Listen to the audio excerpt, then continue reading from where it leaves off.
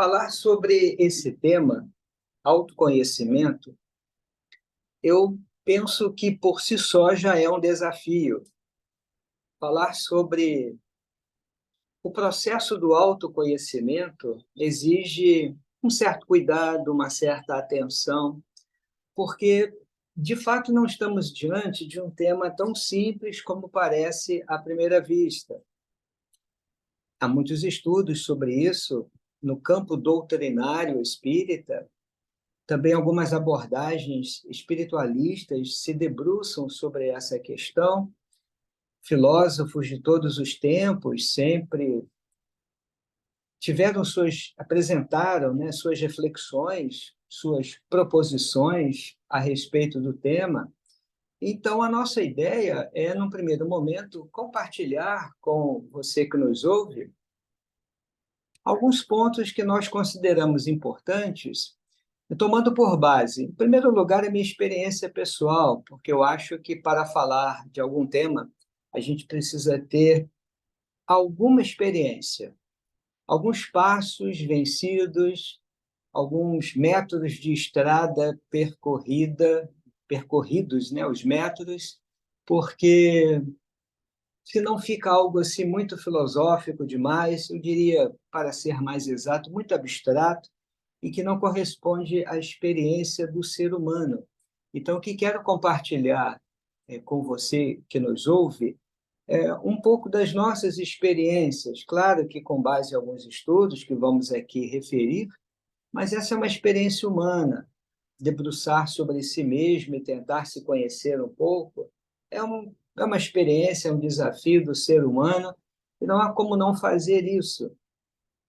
E também, como já dissemos, considerando alguma experiência no campo da psicologia clínica, que é nossa formação, nossa área de formação, nosso campo de trabalho, e é por aí que nós vamos caminhar. Então, eu começo, porque estamos num contexto doutrinário espírita, eu começo destacando um ponto que penso ser importante, que é nós começarmos a pensar que a doutrina espírita não é, pelo menos conforme as orientações de Allan Kardec, não é uma doutrina focada no conceito de salvação.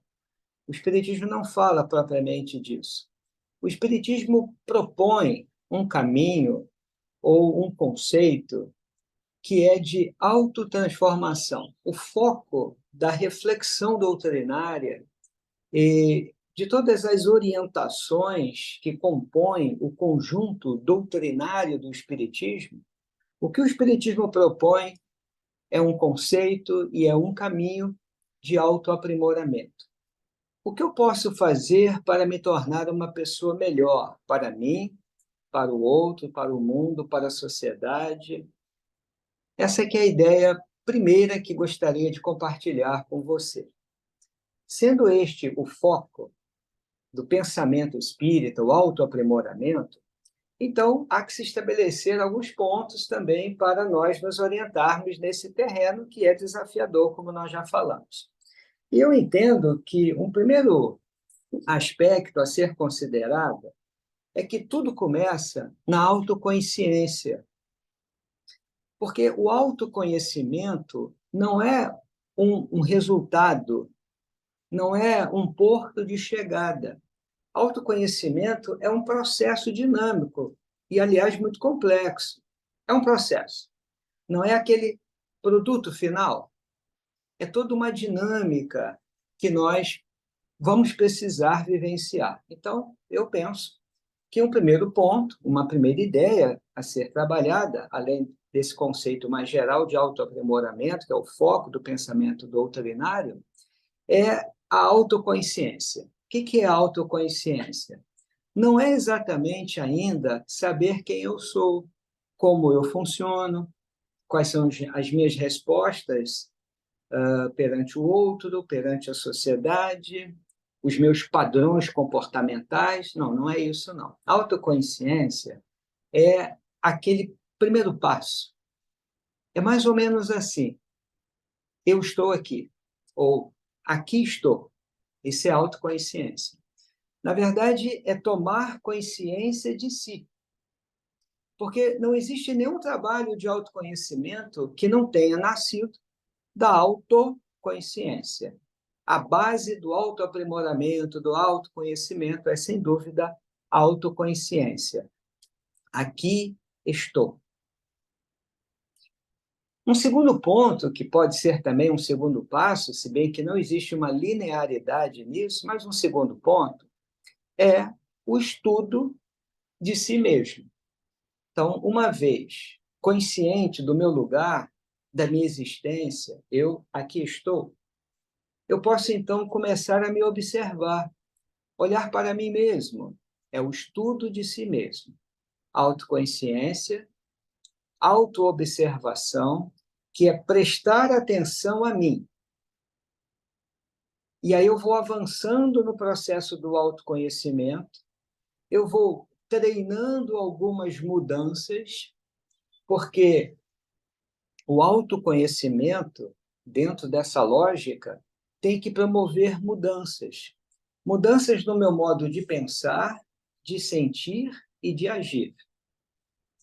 E isso vai levando, aos poucos, ao autoaprimoramento. Então, nós temos 4 horizontes importantes que eu vou aqui resumir: a autoconsciência, o estudo de si, o autoconhecimento, o exercício diário e permanente das mudanças e o autoaprimoramento. Eu acho que por isso que Allan Kardec escreveu nas páginas de O Livro dos Espíritos que o conhecimento de si mesmo é a chave do progresso individual. Não existe um progresso, um autoaprimoramento, uma transformação dos meus padrões, do meu modo de ser e de estar no mundo. Não existe isso sem o conhecimento de si mesmo. Agora, repetindo, vamos repetir. É um processo, não é linear, não é simétrico, não é previsível, não é simples. Toda essa dinâmica do autoconhecimento, do autoaprimoramento, vai envolver contradições. Sim, o ser humano é contraditório. Às vezes, num determinado momento, ele experimenta compaixão. Daqui a pouco, numa outra situação parecida, ele pode experimentar uma profunda contrariedade na relação com o outro. O ser humano vive isso, vive contradições. Esse processo envolve rupturas, idas, vindas, avanços e recuos, por conta da complexidade do processo.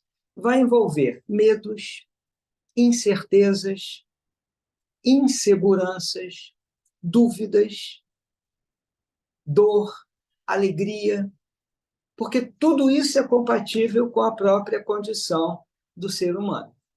Não existe essa dinâmica, que podemos chamar genericamente de jornada do autoconhecimento, sem todos esses processos. Menor possibilidade, menor chance. Então, é bom que a gente reflita sobre isso, apesar de eu não ter aqui uma receita de bolo, nem para mim, nem para ninguém, mas, a partir dessas diretrizes mais ou menos gerais do processo, da dinâmica do autoconhecimento e do autoaprimoramento, é bom que a gente reflita que esse processo não é todo arrumadinho, não é todo linear. Eu descubro alguma coisa sobre mim, logo em seguida eu mudo, compartilho com as pessoas, ajudo a transformar o mundo. Não, o processo não é assim, não. Tem pedras no caminho, tem desertos, tem momentos de oásis, tem um momento para tudo. Agora, o mais importante é o primeiro passo, é a autoconsciência, é não se distanciar de si mesmo, é não prestar atenção. Portanto, é estar consciente a cada momento de tudo o que acontece e como acontece. Esse é um ponto fundamental. Bom, mas o tema é um pouquinho mais específico, porque nós combinamos de falar sobre os desafios do autoconhecimento, e não exatamente os passos, a conquista do autoconhecimento, se bem que é tudo muito integrado. Mas aí é que vem a experiência humana, não é uma experiência transcendental, depois da morte, não, é aqui, no nosso dia a dia, considerando a nossa humanidade, a minha condição de pessoa, de ser humano, que me constituí num contexto social historicamente determinado, sujeito a tantas influências e gerando e produzindo tantas influências sobre mim, sobre o mundo, sobre as pessoas, né?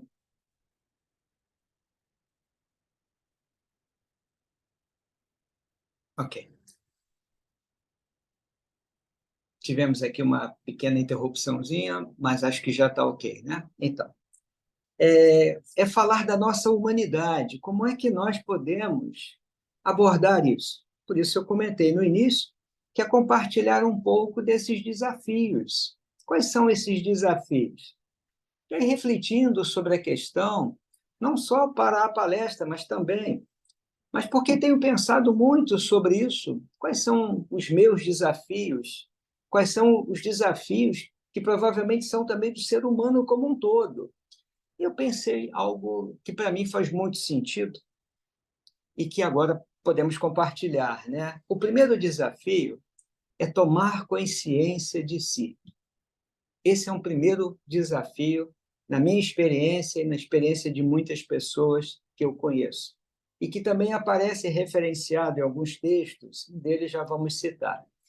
É tomar consciência de si. O que é isso? Não é ainda o processo maior do autoconhecimento, mas é algo fundamental. Sem tomar consciência de mim, aqui estou, eu, nesse momento, nesse lugar, e numa visão, numa perspectiva de evolução do espírito, como o espiritismo nos ensina. Esse é o meu momento evolutivo, com todos esses, dentro desse contexto existencial, com todos esses desafios, dores, provações, aqui estou.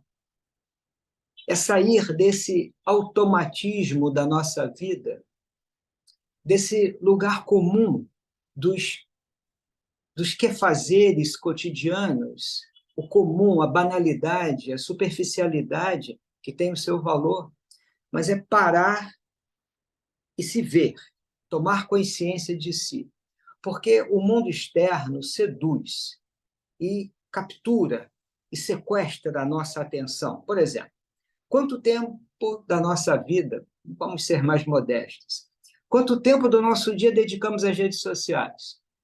É claro que as redes sociais têm coisas muito importantes, têm conteúdos excepcionalmente interessantes, valiosos, mas também tem muita coisa dispensável, tem muita coisa nociva, tem muita fake news, notícias falsas, tem de tudo. É preciso saber interagir e saber peneirar, filtrar as informações ali processadas, lidar com os algoritmos famosos, né?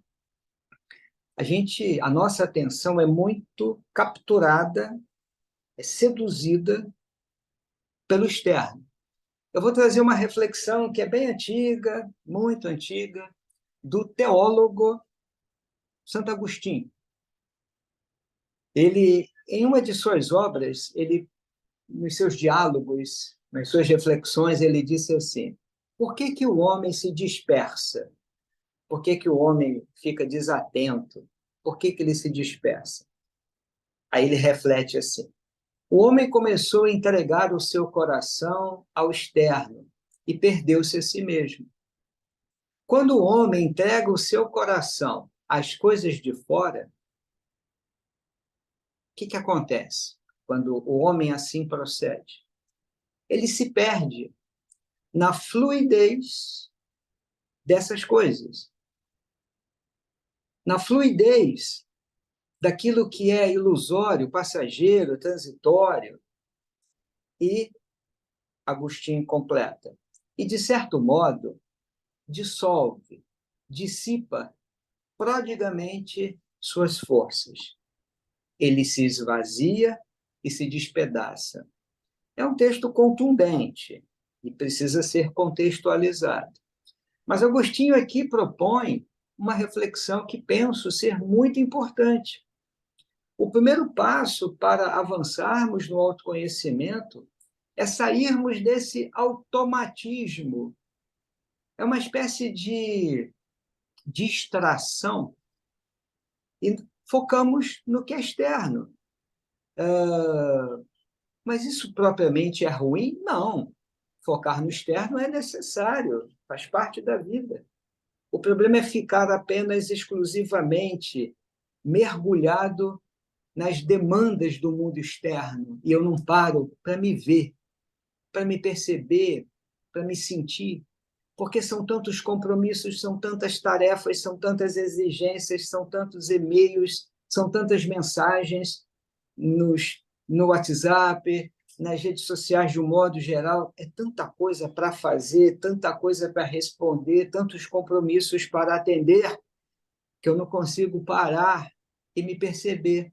É disso que estamos falando. Não é condenando nada e tudo tem o seu valor, sua importância. Há um momento também que nós nos distraímos um pouco, tudo faz parte. A questão é permanecer o tempo todo nisso, distraído. Será que foi isso que levou Paulo, em uma de suas cartas, a dizer: desperta, ó tu que dormes? E ele prossegue o texto no outro contexto lá. Mas será que é disso que ele está falando? Desperta, ó tu que dormes? Então, o primeiro passo, o primeiro desafio, é tomar consciência de si. Porque quando eu tomo consciência de mim mesmo e me percebo e começo a me sentir o meu corpo, a minha respiração, e eu faço um mergulho interior. Por isso que o amigo espiritual Agostinho, nas páginas da obra O Livro dos Espíritos, a primeira recomendação que ele nos dá no processo do autoconhecimento, isso é muito citado no meio espírita, é: vocês podem fazer como eu fazia, todas as noites, passava em revista. Isso é um mergulho na consciência. Essa noite ali, todas as noites, eu não acredito que ele estivesse se referindo tão somente, apenas, ao horário do relógio da noite. Sim, também. Mas é no cair de que noite? É quando eu olho para mim, é quando eu silencio. Essa é a metáfora da noite.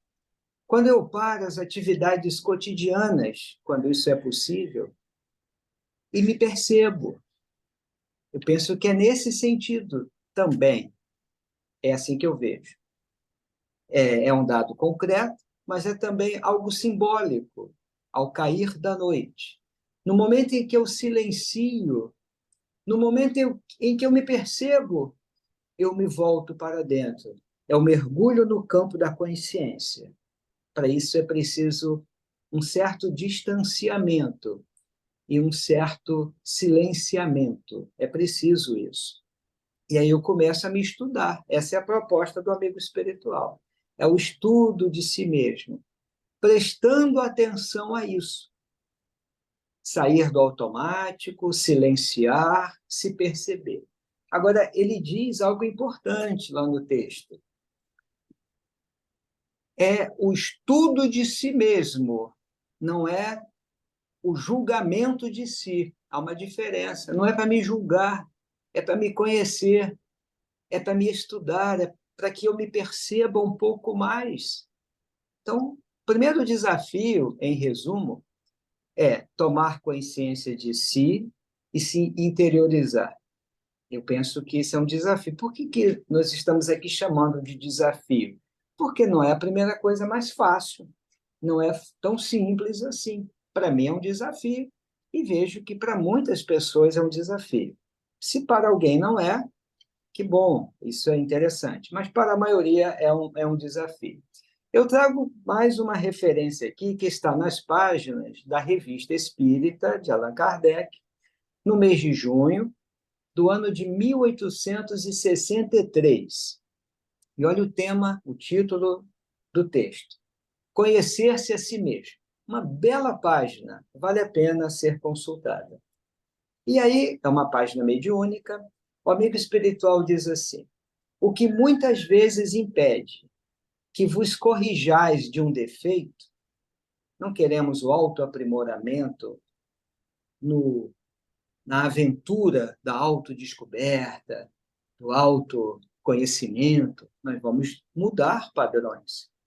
Então, o que muitas vezes impede que vos corrijais de um defeito, de um vício, é certamente o fato de não perceberdes que o tendes. Atenção para o verbo.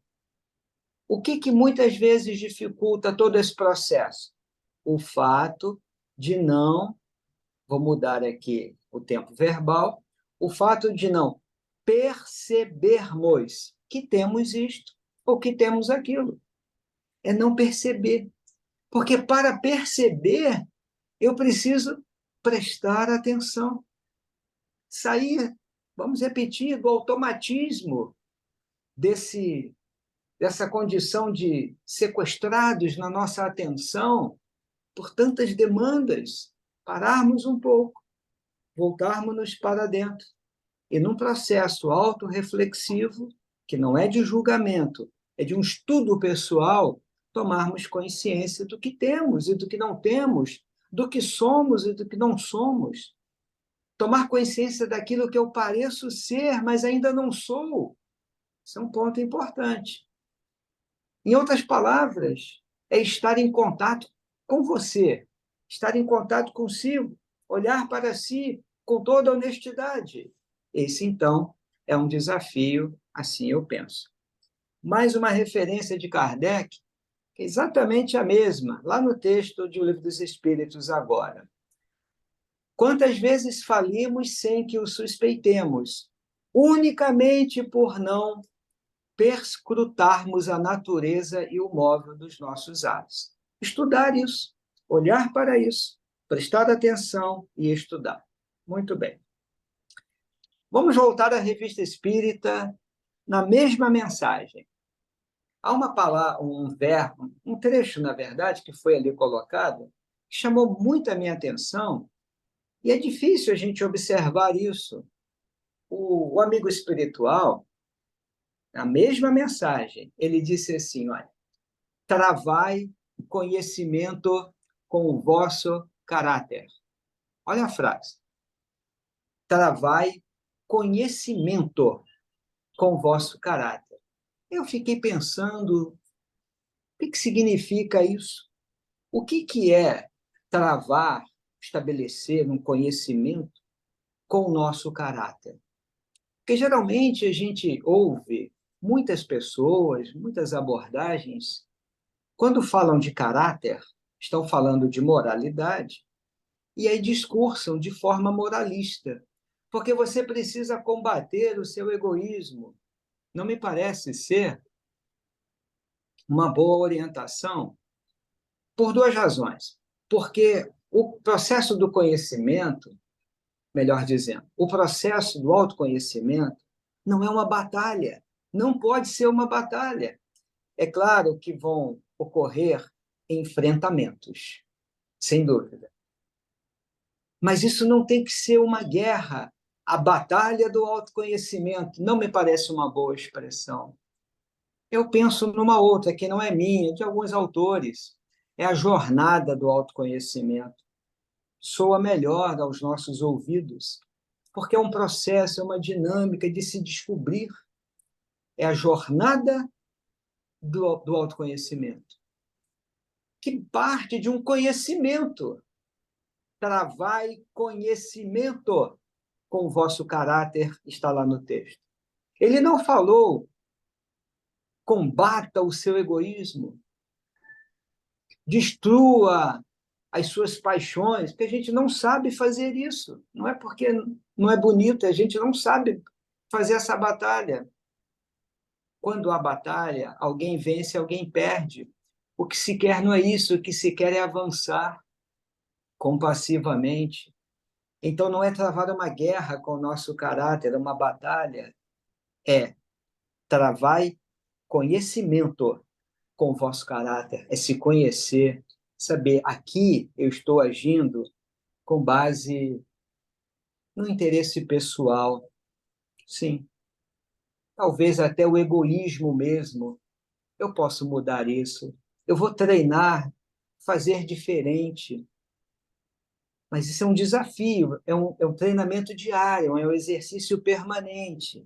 Então, nesse desafio de tomar consciência de si, começar a se estudar e não se julgar moralmente, aí já temos mais de um desafio se definirmos melhor esses passos. Mas é um dado importante. Sairmos um pouco desse modelo belicoso da guerra, a batalha do autoconhecimento, do egoísmo, da vaidade, para nos estudarmos, nos conhecermos.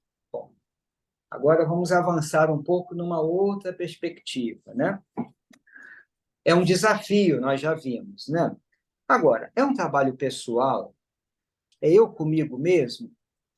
Isso que a gente precisa refletir, não é? Porque qualquer desafio precisa ser visto como é algo que envolve uma relação, o desafio do autoconhecimento envolve uma relação comigo, mas não só comigo, é com o outro também, com a sociedade, com o mundo e com Deus.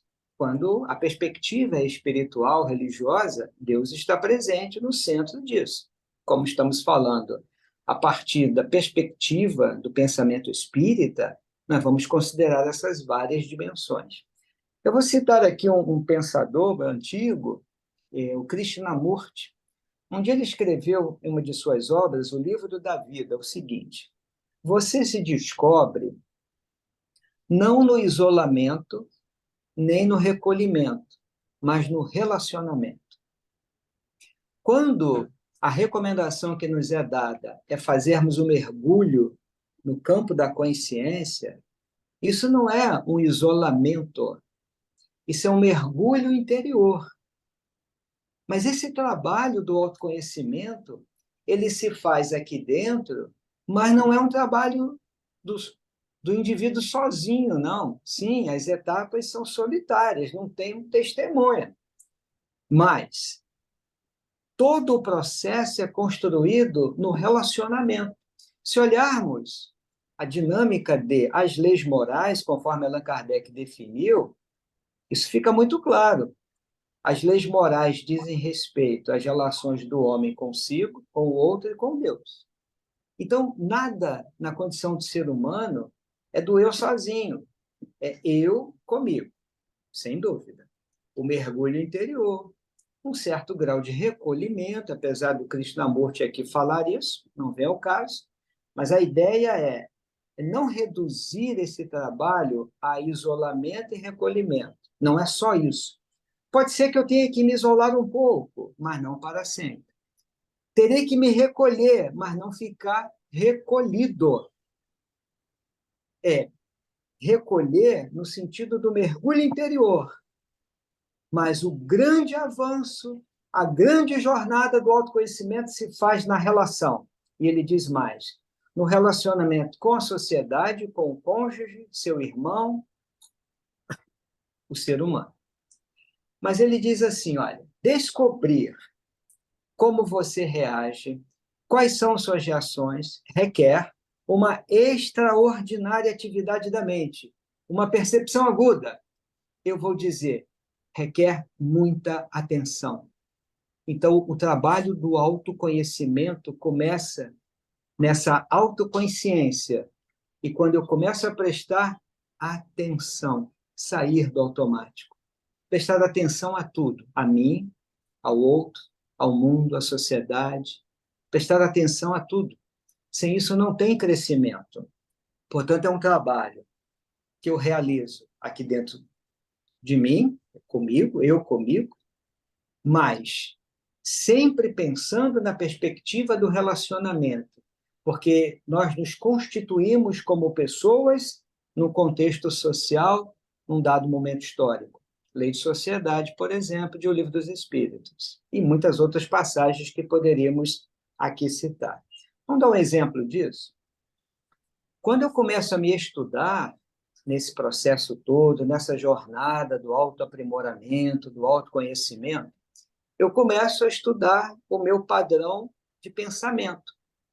Por exemplo, eu tenho uma tendência a ver os aspectos negativos de uma situação, então eu vou tentar trabalhar uma visão, uma percepção, ou prestar mais atenção também nas coisas positivas. Isso é um treinamento da mente.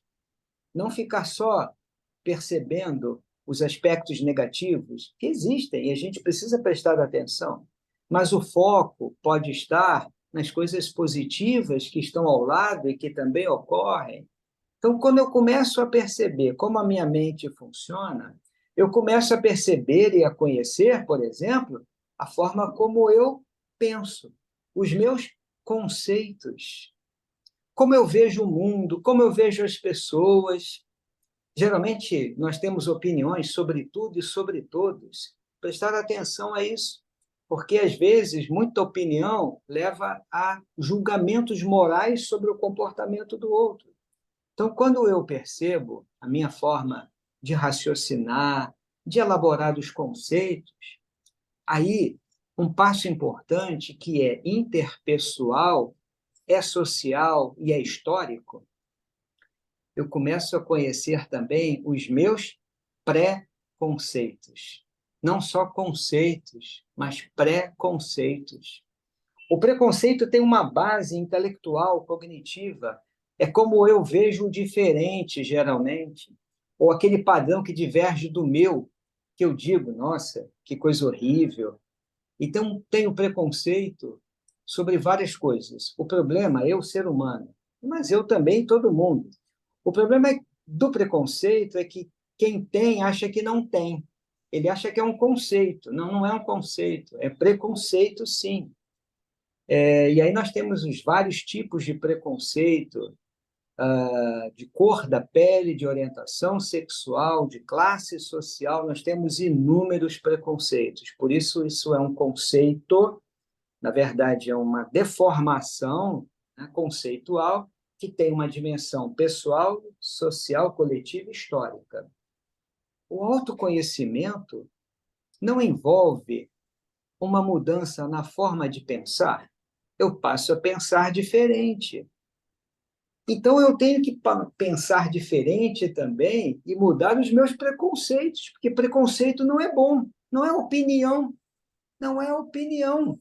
Ah, eu gosto de bolo de chocolate, eu não gosto. Isso aí é gosto pessoal. Mas preconceito não é opinião, não é a minha forma de pensar. É uma forma equivocada, porque exclui o outro. Isso vai levar ao campo das emoções. Quando eu tenho preconceito, eu posso facilmente cancelar o outro, rejeitá-lo, excluí-lo. Então, na jornada do autoconhecimento, eu preciso tomar consciência dos meus conceitos, dos meus preconceitos e mudá-los. Quando Allan Kardec define, lá no final da obra A Gênese, o perfil da nova geração, ele diz algo importante. Essas gerações, elas terão menos preconceito, é a primeira palavra que ele usa, menos preconceito. Então, é para a gente pensar. Menos preconceito, sem fanatismo. Fanatismo é outro tema delicado, porque a pessoa acha que a sua doutrina é melhor que a do outro. Muito delicado isso. Então, autoconhecimento não é só praticar o bem e ser mais compassivo. Isso é muito importante.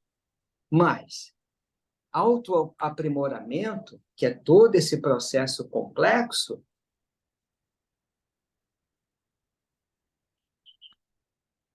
significa olhar para tudo isso.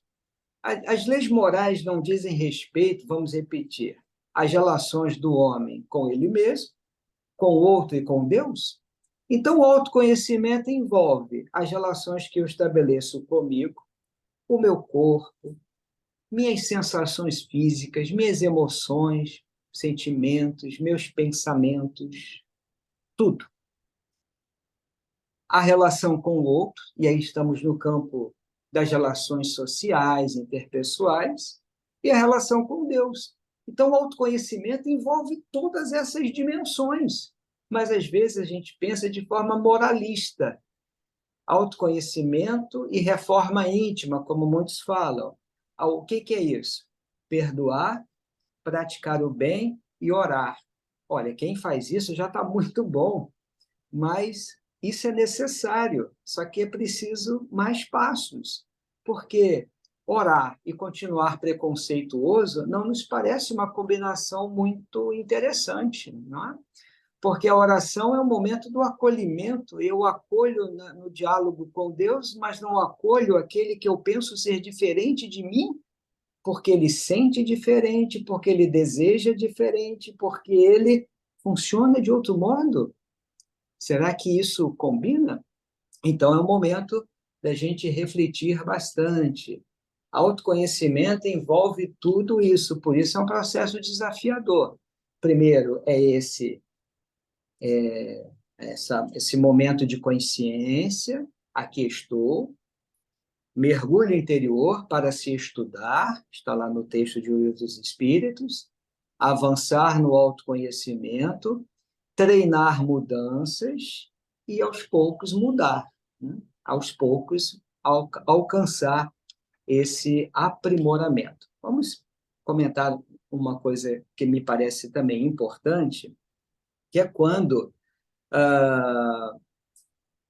nós começamos a falar um pouco sobre essa forma como nós lidamos com os nossos pensamentos, sentimentos. Eu tenho visto, e repito, na minha experiência pessoal e de muitas pessoas com as quais nós interagimos, que o autoconhecimento, nesse mergulho interior, passa também pela forma como nós lidamos com as nossas experiências internas. Em outras palavras, como é difícil a gente lidar com os nossos pensamentos, com os nossos sentimentos e com os nossos comportamentos. Dizia o apóstolo Paulo: o bem que eu quero fazer, nem sempre consigo, e o mal que eu não quero, às vezes pratico.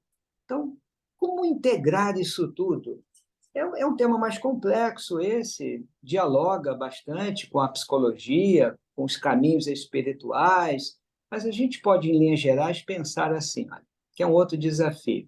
Como que eu lido com os meus pensamentos? Muitas pessoas dizem assim, olha, eu penso tanta bobagem, eu tenho uns pensamentos tão horrorosos, como eu sou atrasado. Não, não tem nada a ver uma coisa com a outra.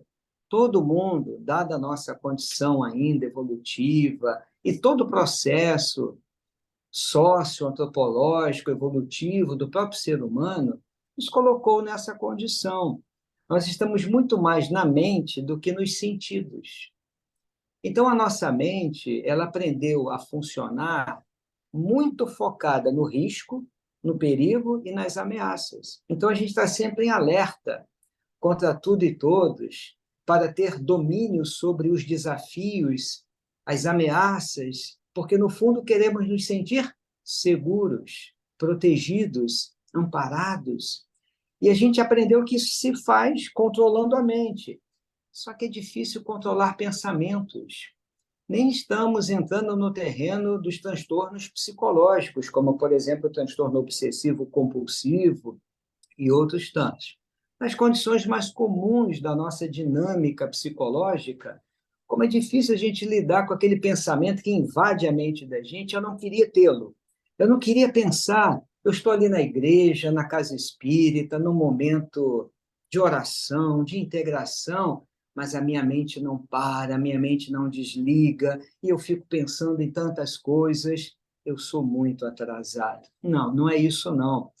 Nós estamos muito despreparados para lidar com tudo isso. Não é à toa que hoje em dia nós temos inúmeras contribuições, livros, cursos, que nos ensinam a treinar a atenção plena, que é um tipo de meditação, porque nós não aprendemos. É uma experiência humana. Então, o pensamento não diz quem eu sou. O pensamento é a mente trabalhando no automático. E como ela evoluiu focada nisso tudo, já comentamos, nem sempre os nossos pensamentos são os melhores. São estranhos, alguns são negativos, mas vamos repetir: isso não define quem eu sou. Eu sou muito mais do que os meus pensamentos. Isso define o modo como a minha mente funciona. Da mesma forma, as emoções. As emoções definem quem eu sou? Não. Emoção é o que eu sinto, não é o que eu sou.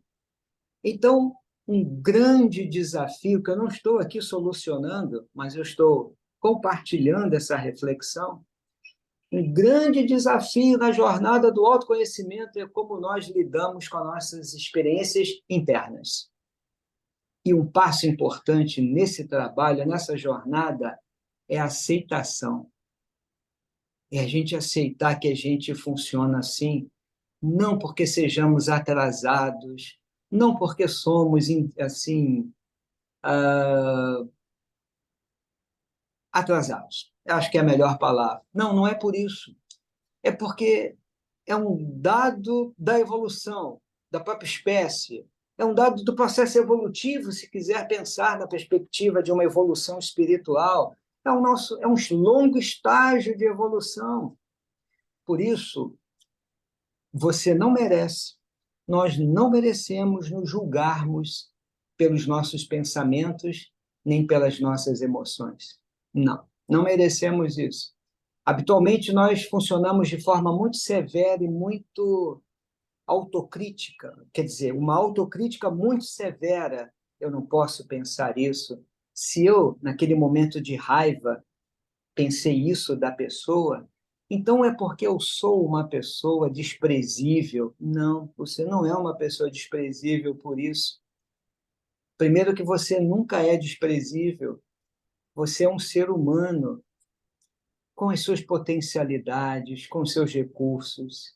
E se quiser pensar em termos teológicos, você é filho de Deus e amado incondicionalmente. Você não precisa pensar diferente, nem sentir diferente, nem agir diferente para ter o amor de Deus.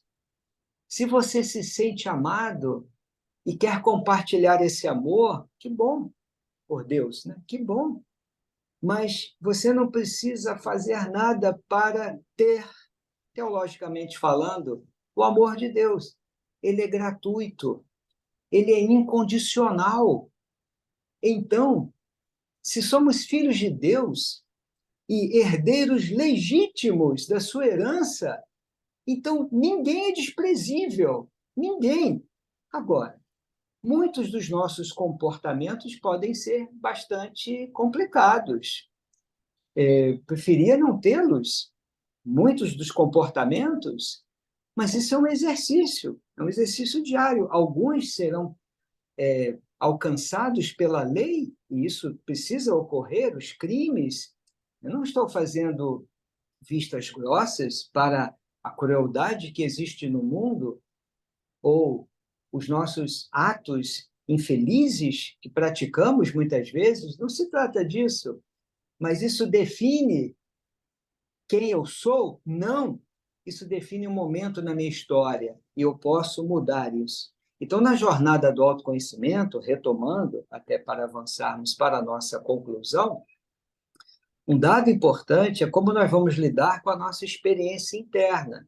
Em outras palavras, com os nossos pensamentos, com os nossos sentimentos, emoções e com as nossas respostas emocionais.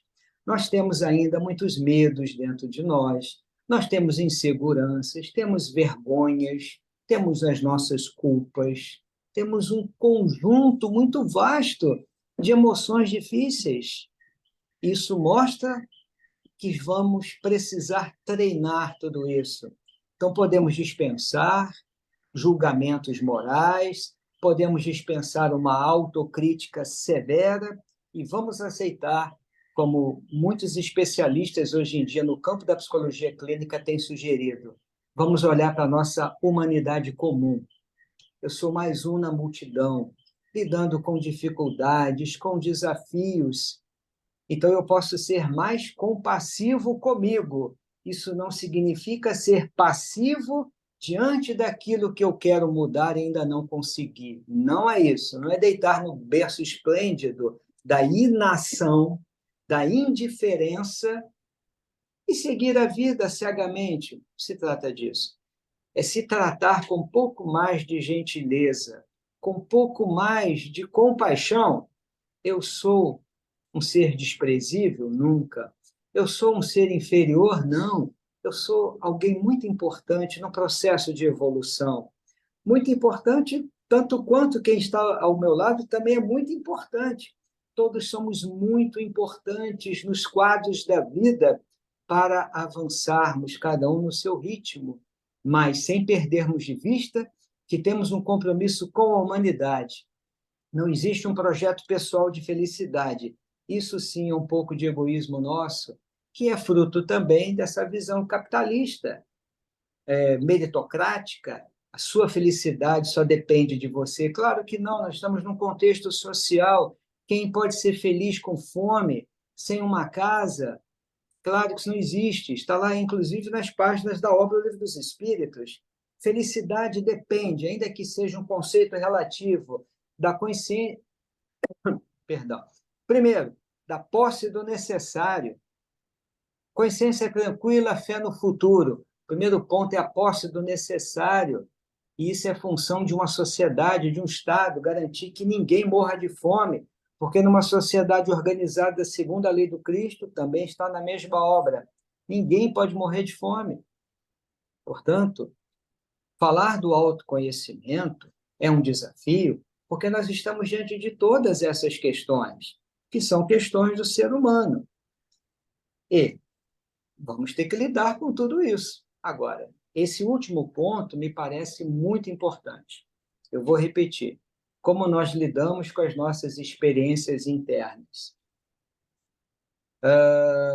Não ajudam muito as abordagens moralistas. Cuida do teu egoísmo, cuida do teu orgulho que você vai ser feliz. Tá, mas como é que faz isso?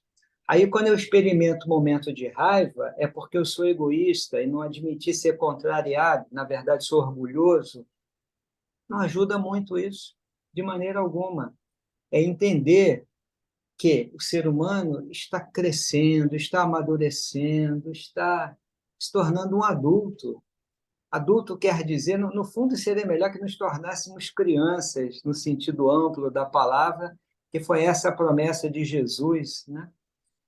O reino de Deus é para aqueles que se assemelham às crianças, uma bela metáfora, assim nós fazemos essa leitura, dessa simplicidade. Criança não é complicada, pode ser complexa, sem dúvida, como ser humano, mas ela não é complicada, ela é simples, nas condições normais de vida, ela se comporta de maneira simples, é o que é porque é, e vamos seguir a vida.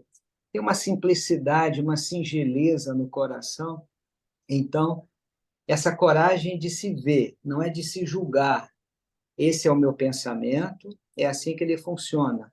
Eu vou treinar uma mudança. Isso não mostra que eu seja isso ou aquilo. Isso mostra que eu sou humano, que eu estou tentando. Eu falei há pouco de alguns estudos importantes no campo da psicologia clínica e peço aqui licença para uma rápida referência.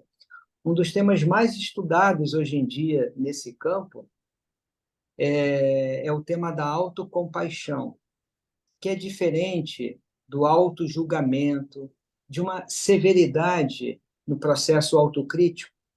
O que é autocompaixão? Tem dois autores muito importantes, um deles eu recomendo fortemente, tem livros importantes já traduzidos, uma delas, né, que é a doutora Kristin Neff. Ela nos tem falado, dentro de uma perspectiva acadêmica, sobre a relação entre muitos estados emocionais mais desafiadores, como a depressão, a ansiedade, e as atitudes autocompassivas. Quando nós lidamos com as nossas experiências internas de uma forma mais gentil, mais humana, mais acolhedora, nós ativamos recursos que facilitam e que podem promover com mais sucesso ainda a cura de muitos problemas, ou pelo menos a mudança da intensidade desses sintomas mais difíceis, como aqueles que compõem o quadro dos sintomas da depressão e das ansiedades, de um modo geral. É sermos mais gentis conosco. Esse é o meu momento de dor, esse é o meu momento de dor, de dificuldade. Eu vou me dar essa chance de viver esse meu momento de dor. Eu vou buscar ajuda, eu aceito. Aceitar é isso, é não fazer a batalha, a guerra, a transformação. Acreditar que a transformação vem pela guerra, não vem. Guerra gera mais guerra, guerra gera violência e mais violência. E a gente não precisa ser violento com a gente pode ser mais autocompassivo.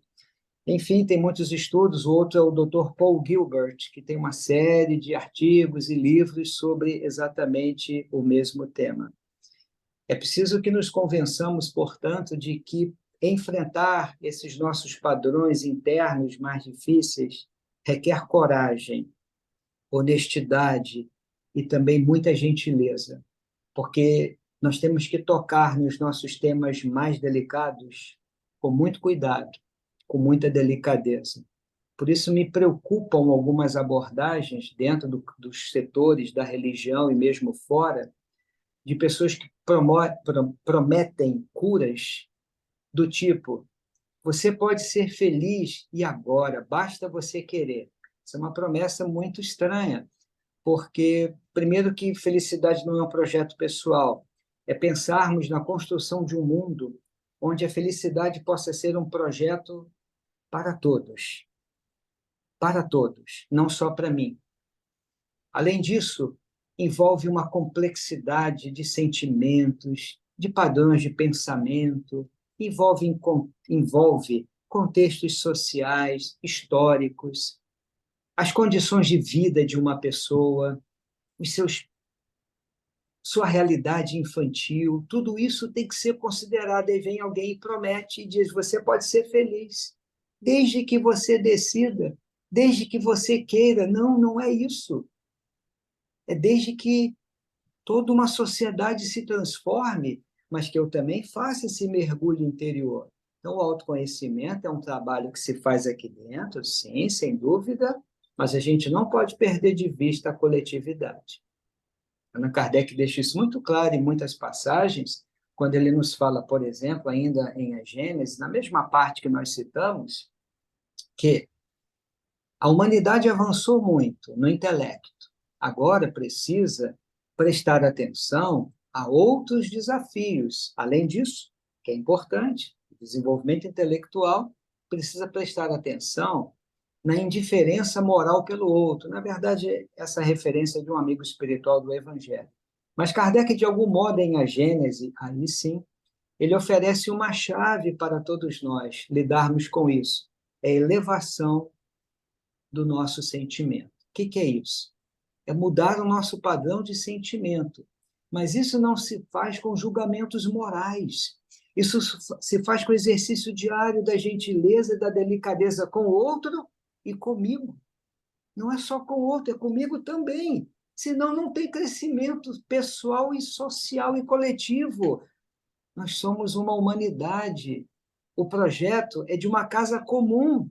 Eu não arrumo só o banheiro da minha casa e esqueço o quarto, esqueço a cozinha. Quando se tem uma casa, amigo. Então, eu preciso pensar na casa comum. Essa ideia da ecologia é da casa comum. Então, o autoconhecimento envolve tantas questões, mas eu convido a essa reflexão, porque envolve alguns desafios. Bom, nós vamos ficar por aqui. Antônio tem a palavra aí de volta, né? Se quiser fazer algum comentário, Antônio, para a gente poder encerrar. Acabou o tempo, né? Fala, Henrique.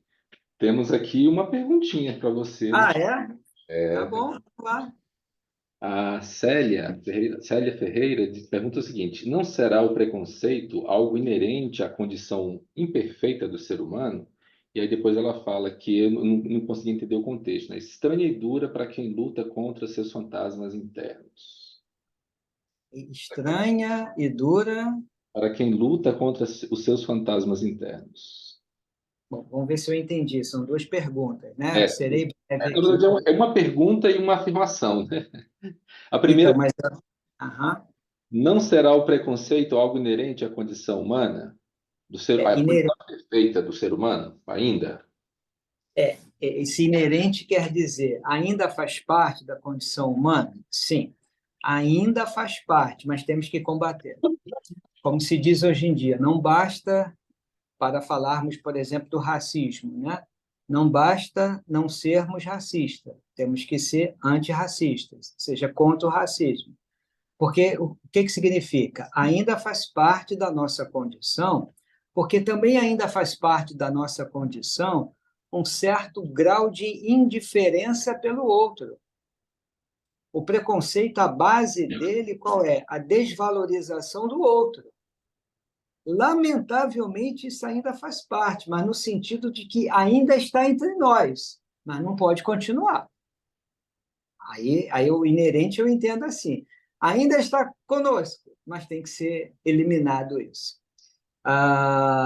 Erasto, lá, o amigo espiritual, em O Evangelho segundo o Espiritismo, de uma forma compassiva, obviamente, ele diz assim: lançai-vos em cruzada contra a injustiça. Ele não falou, discordem da injustiça. Não. Lançai-vos em cruzada contra a injustiça. Então é preciso ser contra, o que não significa fazer uma guerra. É saber se colocar e dizer: isso não cabe mais. Nós, humanidade, já nos cansamos de muita da violência excessiva, da indiferença pelo outro. Por isso o amigo espiritual denuncia. Cada época da humanidade, cada geração tem as marcas dos vícios e das virtudes. A virtude da vossa geração são as conquistas no campo da inteligência, mas o vício é a indiferença moral. Por isso, o preconceito não pode continuar, ainda que esteja conosco. A segunda parte, eu acho que tem uma diferença, Antônio, fala da... É uma afirmação, ela até completou assim, a questão da promessa de cura rápida é uma Ah, estranha e dura para quem luta contra os seus fantasmas internos, né? É uma afirmação. muito, ficou claro agora, é como eu estava pensando, exatamente. Então, não existe, ninguém pode prometer cura para ninguém, isso não está ok, não é adequado. O que se promete é assim: olha, eu estou aqui do teu lado e vamos crescer juntos, vamos compartilhar experiências, porque é muito difícil lidar com essas realidades internas. A gente não foi preparado para lidar com os pensamentos, com as emoções todas. O ser humano é um pequeno vulcão em plena atividade. São muitas emoções que se misturam e muitos pensamentos, e a gente muitas vezes fica confuso com tudo isso. Mas vamos entender como é que se lida com isso. Primeiro, a gente tem que aceitar que isso não é uma identidade. Eu não sou isso. Isso está aqui dentro. E eu tenho que prestar atenção e aceitar. Aceitar significa tomar consciência e não fazer guerra. Agora, encontrar caminhos para conhecer outros processos. E aí, o caminho da reflexão, da terapia pode ajudar, o caminho espiritual pode ajudar também. Todos os caminhos podem ajudar, mas o mais importante é tomar consciência de tudo isso e aceitar-se e avançar aos poucos, né? Vamos lá, alguma outra questão, Antônio? Não, ela só agradeceu por ter colocado aqui as questões dela. E Eu realmente, agradeço né, a participação. nesses desafios, então, Henrique, essa autocompaixão, né, essa compaixão, esse aceitar-se ainda imperfeito e não se machucar, né, mas aceitar essa imperfeição e lutar ao lado dela, né, percebendo-a, para que dia após dia a gente possa ser, como Kardec fala, um ser melhor do que o dia anterior. Exatamente. Essa ideia não é dizer, eu sou assim mesmo e vida que segue. Não, não é isso, não. Não, aqui eu agi com aqui eu fiquei muito irritado. Ok, isso faz parte. Mas foi bom? Não, não foi bom. Então, aqui eu vou treinar um pouco mais a paciência.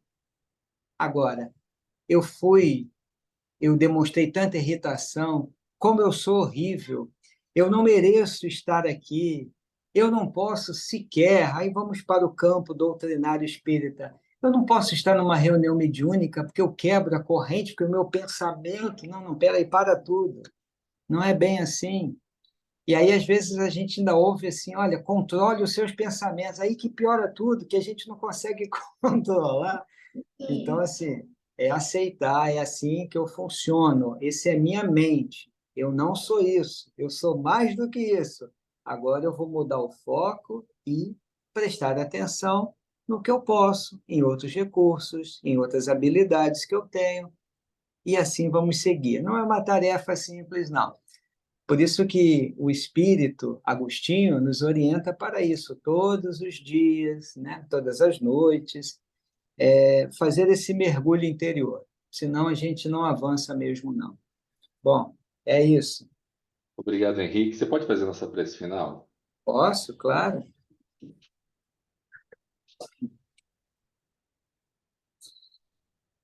Nesse momento de oração, desejamos do fundo do coração agradecer a Deus pela oportunidade da vida que nos tem proporcionado ricas e belas experiências de conhecimento, de aprendizado, de possibilidades de transformação. Cada minuto, cada segundo da nossa vida aqui na Terra é uma bênção e é uma experiência de gratuidade que podemos transformar em crescimento, florescendo no lugar em que fomos colocados pela vida. Exatamente para esse propósito, para o nosso crescimento, para o nosso florescimento e ajudar no crescimento daquele que está ao meu lado, daquele que está um pouco mais distante, o crescimento de uma sociedade. É um projeto de transformação da humanidade a partir dessas pequenas ações de transformação, de crescimento e de aprendizado. Por isso queremos agradecer a Deus, causa primária de todas as coisas, inteligência suprema do universo, agradecer a possibilidade, a bênção da vida, por estarmos aqui treinando tantas habilidades, trabalhando pela transformação do nosso planeta, que tem sofrido tanto, que tem sido bombardeado, que tem sido desrespeitado. Então, que nesse momento a nossa mente se volte para as ações nobres de transformação do nosso planeta e de amor pela criatura humana. Esse é um exercício diário nosso. Por isso, queremos tão somente agradecer.